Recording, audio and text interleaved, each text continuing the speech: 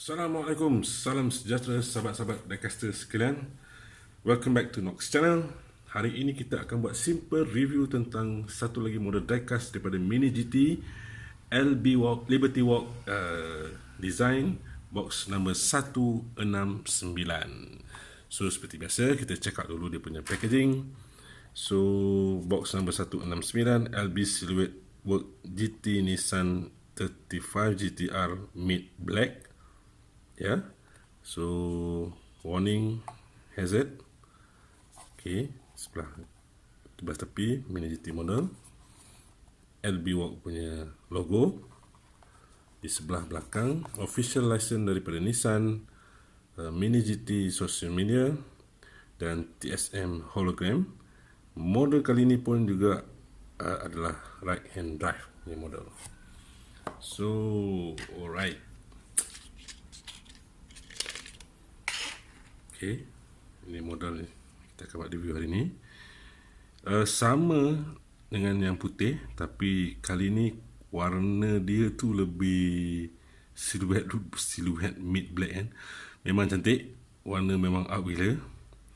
Dengan tempo yang sama, imagine all people living life in peace, sama tempo dia kan. So CSR2 LB Work logo di sebelah atas, LB Performance punya stiker di sebelah belakang.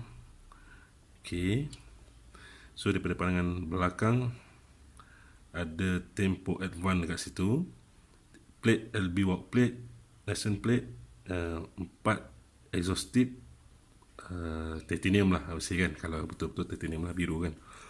So di sebelah satu lagi pun sama. Okay, wheel set warna hitam, tayar getah, tires running well, depan dan belakang. So di bahagian hadapan tak ada apa-apa di intercooler, tapi ada dia punya skirting ni cantik sikit. Skirting ni cantik. Okay, and then carbon fiber hood,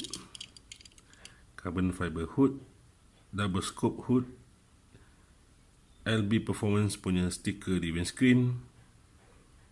Okay, di atas roof pun sama, ada carbon fiber punya artwork, dan GT wing juga carbon fiber. Itu dia punya detailing dia, detailing kali ni.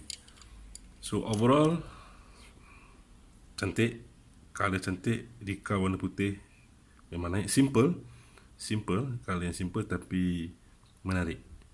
Simple tapi menarik kan. So itu sahaja untuk hari ini. Jangan lupa untuk subscribe, like dan komen seandainya anda ada apa-apa maklumat tambahan tentang model-model yang saya review di dalam video-video saya. Berjumpa lagi insyaAllah di lain video. Assalamualaikum. Ciao.